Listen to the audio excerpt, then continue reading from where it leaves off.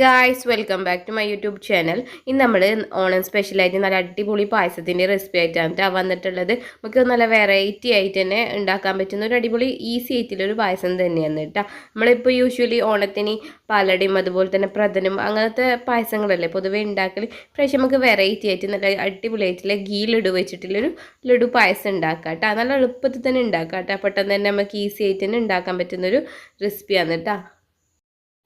അപ്പോൾ നമുക്ക് നേരെ റെസിപ്പിയിലോട്ട് പോകട്ടെ. അതിനായിട്ട് ഞാനിവിടെ ഒരു 4 ഗീ ലഡു ഒരു പാത്രത്തിലേക്ക് ജസ്റ്റ് ഒന്ന് സ്മാഷ് ചെയ്ത് കൊടുക്കുന്നുണ്ട്. ആ ഗീ ലഡു ആയതുകൊണ്ട് തന്നെ തൊട്ടാൽ തന്നെ നമുക്ക് പൊടിഞ്ഞു പോകുന്ന നല്ലൊരു സോഫ്റ്റ് ആയിട്ട് നല്ല അടിപൊളി ലഡു അല്ലേ, പെട്ടെന്ന് തന്നെ പൊടിഞ്ഞു പോകും കേട്ടോ. അപ്പം നമ്മൾ ലഡു എടുക്കുമ്പം ഗീ ലഡു തന്നെ എടുക്കാൻ വേണ്ടിയിട്ട് ശ്രദ്ധിക്കുക കേട്ടോ.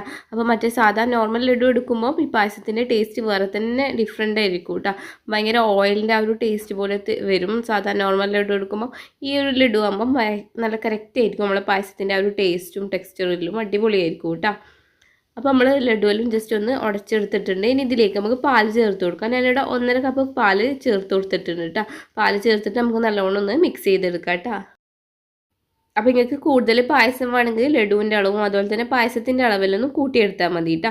ഇനി നല്ലോണം മിക്സ് ചെയ്തെടുക്കുക. ഇനി ഇതിലേക്ക് നമുക്ക് എക്സ്ട്രാ ഷുഗറിൻ്റെ ഒന്നും ആവശ്യമില്ല. നമ്മൾ ലഡു ഓൾറെഡി നല്ല മധുരമുള്ള സംഭവം തന്നെയല്ല, അതുകൊണ്ട് നമുക്ക് എക്സ്ട്രാ ഷുഗറോ ഒന്നും വേണ്ട. ഇനി ഇതിലേക്ക് നിങ്ങൾക്ക് വേണമെങ്കിൽ മാത്രം ഏലക്കാപ്പൊടിയും അതുപോലെ തന്നെ ഒരു നുള്ളുപ്പ് എന്തായാലും ചേർത്ത് കൊടുക്കുക കേട്ടോ. ഒന്ന് ബാലൻസ് ചെയ്യാൻ വേണ്ടിയിട്ട് വേണമെങ്കിൽ മാത്രം ഏലക്കാപ്പൊടി ഒന്ന് ചേർത്ത് കൊടുക്കുക കേട്ടോ. ആ ഒരു ഫ്ലേവർ ഇതിൽ വേണമെന്നുണ്ടെങ്കിൽ മാത്രം. പക്ഷേ ഞാൻ ഇതിൽ ചേർത്ത് കൊടുത്തിട്ടില്ല കേട്ടോ, കാരണം നമുക്ക് ആ ഒരു ഗീൻ്റെയും ലഡുവിൻ്റെയും ആ ഒരു ഫ്ലേവർ തന്നെ മുന്നിട്ട് നിൽക്കാൻ വേണ്ടിയിട്ടാണ് ഞാൻ ഇതിൽ നമ്മൾ ഏലക്കപ്പൊടി ചേർത്ത് കൊടുക്കാണ്ടുന്നത് കേട്ടോ. അപ്പോൾ നമ്മൾ പായസം ഇവിടെ റെഡി ആയിട്ടുണ്ട് കേട്ടോ. ഓവർ തിളക്കേണ്ട ഒന്നും ആവശ്യമില്ല. ഒന്ന് തിള ഒന്ന് ഓഫാക്കിക്കോട്ടെ. ജസ്റ്റ് ഒന്ന് ചൂടായാൽ തന്നെ നമുക്ക് ഓഫാക്കാം, പ്രശ്നമൊന്നുമില്ല കേട്ടോ. ഇനി നമുക്കിതൊന്ന് ലാസ്റ്റായിട്ടൊന്ന് കാച്ചിയെടുക്കാം കേട്ടോ. അതിനായിട്ട് കുറച്ച് ഗീ ഒഴിച്ച് കൊടുത്തിട്ടുണ്ട് ഒരു പാത്രത്തിലേക്ക്. അതിലേക്ക് കാഷ്യൂനട്ടും അതുപോലെ തന്നെ കിസ്മസ് ഇട്ടിട്ട് ഒന്ന് ജസ്റ്റ് ഒന്ന് റോസ്റ്റ് ചെയ്താൽ നമ്മളെ പായസത്തിലേക്ക് ചേർത്ത് കൊടുക്കാം കേട്ടോ. അപ്പോൾ നമ്മളെ പായസം ഇത്ര ഇല്ലൂട്ടോ, നല്ല അടിപൊളിയായിട്ടുള്ള പായസം തന്നെയാണ്. നിങ്ങൾക്ക് ഇതുപോലെ നട്ട്സ് ഒന്നും വേണ്ടാന്നുണ്ടെങ്കിൽ ഈ ഒരു സ്റ്റെപ്പ് സ്കിപ്പ് ചെയ്യാം കേട്ടോ. അപ്പോൾ നമുക്ക് പെട്ടെന്ന് വളരെ ഈസി ആയിട്ട് ഭയങ്കര ടേസ്റ്റി ആയിട്ട് ഉണ്ടാക്കാൻ പറ്റുന്നൊരു പായസം തന്നെയാണ് കേട്ടോ. പെട്ടെന്ന് ഒരു പായസം കുടിക്കണമെന്ന് തോന്നിയാലേ നമുക്ക് പെട്ടെന്ന് തന്നെ ഉണ്ടാക്കാം. എപ്പോഴും നമ്മൾ സേമിയും അതുപോലെ തന്നെ നോർമൽ മറ്റുള്ള പായസങ്ങളൊക്കെ ഉണ്ടാക്കുന്നത്.